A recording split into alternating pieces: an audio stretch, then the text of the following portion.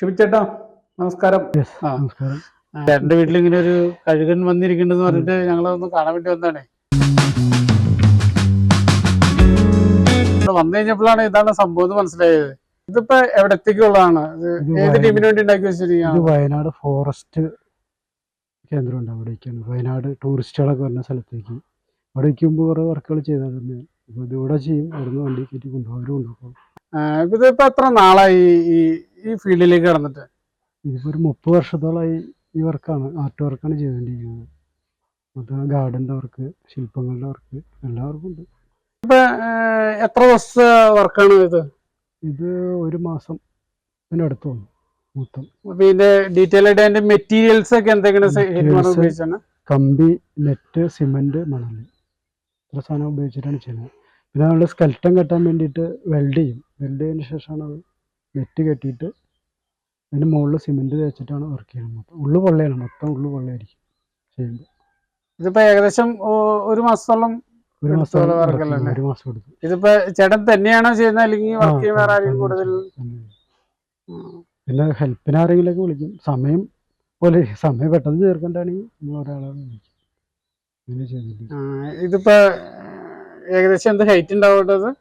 ഇതിപ്പോ മൊത്തം പാറയോട് കൂടിയിട്ട് ഏതാണ്ട് 6 അടിയുടെ ഹൈറ്റ് വരും. 6 അടിയോളം വരും. ഇത് ഇവിടുന്ന് വണ്ടി അവർ വിടും, നമ്മളിവിടുന്ന് കയറ്റി കൊടുത്താൽ മതി. ഇതിപ്പോ ഈ നമ്മുടെ ഫോറസ്റ്റിൽ ഗാർഡനിലൊക്കെ വെക്കാനായിട്ട്? ഫോറസ്റ്റ് ഗാർഡനിലെ മെയിൻ സ്ഥലമുണ്ട് വയനാട്ടില്. ടൂറിസ്റ്റ് കേന്ദ്രത്തിന്റെ സെൻട്രലായിട്ട്. അതായത് ഈ കഴുകൻ വയനാട്ടിൽ മാത്രമേ ഉള്ളൂ, റെഡ് കഴുകൻ. അത് അങ്ങനെ ഒരു പ്രത്യേകത ഉണ്ട് ഇതിനുണ്ട്. അതുകൊണ്ടാണ് അത് ചെയ്യുന്നത്. അതാണ് റെഡ് കളർ കാണുന്നത്.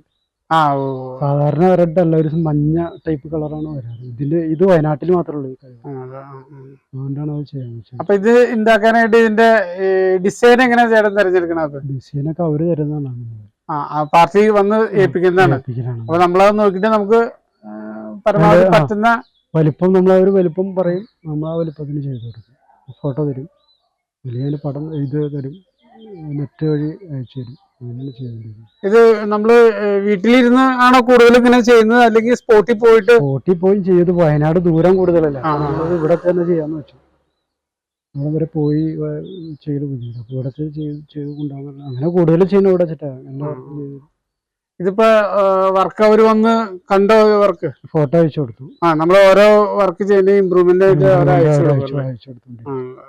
ഇപ്പൊ ഫോട്ടോ അയച്ചു കൊടുത്തിട്ട് ഇപ്പൊ അവര് നിലവിൽ എന്ത് പറഞ്ഞു? നന്നായിട്ടെന്ന് പറഞ്ഞു.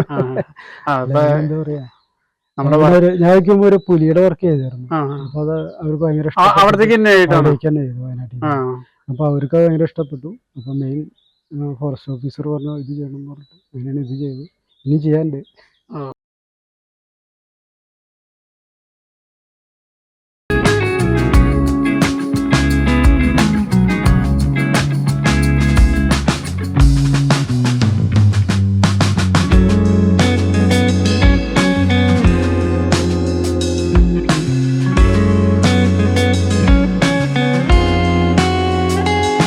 അവിടുത്തെ മെയിൻ സംഭവം ഇത് കാണാൻ വേണ്ടി അവിടെ ആളുകൾ വന്ന കാട്ടില് കാണാന്ന് പറയണ ഈ സാധനം കാട്ടില് വയനാട്ടിൽ പോയി.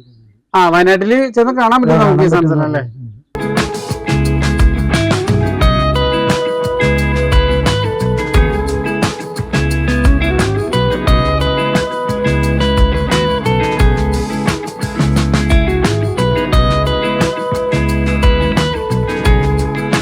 കളഞ്ഞു അത് വെച്ച് കഴിഞ്ഞാലേ അതിന്റെ നാച്ചുറൽ ഇത് നഷ്ടപ്പെടും.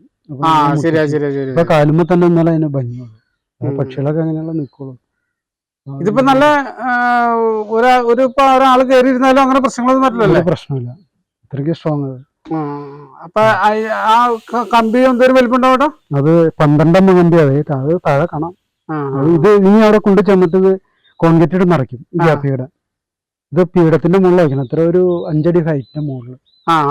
അതിന് മുകളിൽ വച്ചിട്ട് ഈ സാധനം ഉള്ളിൽ കോൺക്രീറ്റ് ഇട്ട് നിറച്ചിട്ട് ആ ഗ്യാപ്പ് അടയുന്നവരെ പെയിന്റ് ചെയ്ത് കളയും. അപ്പൊ ശരിക്കും സ്ട്രോങ് ആവും, അനങ്ങില്ല.